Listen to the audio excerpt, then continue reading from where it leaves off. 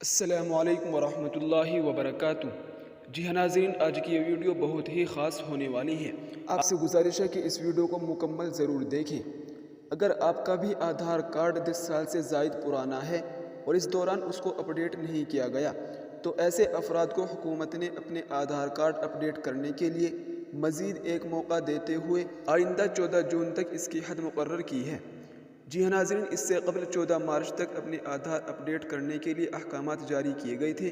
نئے نوٹیفیکیشن کے مطابق اپنے آدھار کارڈ کو اپڈیٹ کرنے کے لیے مزید 4 ماہ کی مہلت دے دی گئی ہے، لیکن اگر اس دوران آپ نے اپنا آدھار کارڈ اپڈیٹ نہیں کیا تو اس کے بعد آپ کے انتہائی ضروری کام کا ہونا مشکل ہو جائے گا۔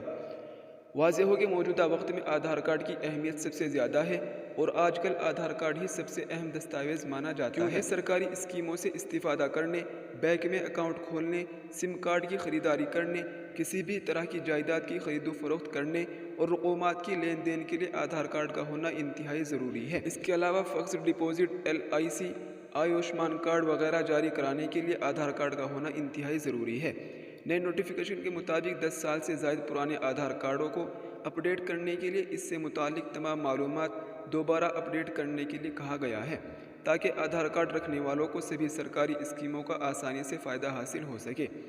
ہر شخص مائی آدھار UID GoIn پر جا کر آدھار کارڈ سے متعلق معلومات حاصل کر سکتا ہے۔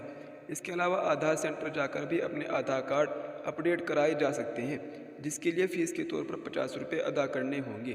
جی ہاں ناظرین، یہ اس وقت کی بڑی خبر تھی جس کو ہم نے آپ کے ساتھ شیئر کیا ہے۔ آپ سے گزارش ہے کہ اس ویڈیو کو اپنے دوست و احباب میں شیئر ضرور کریں۔ السلام علیکم ورحمۃ اللہ وبرکاتہ۔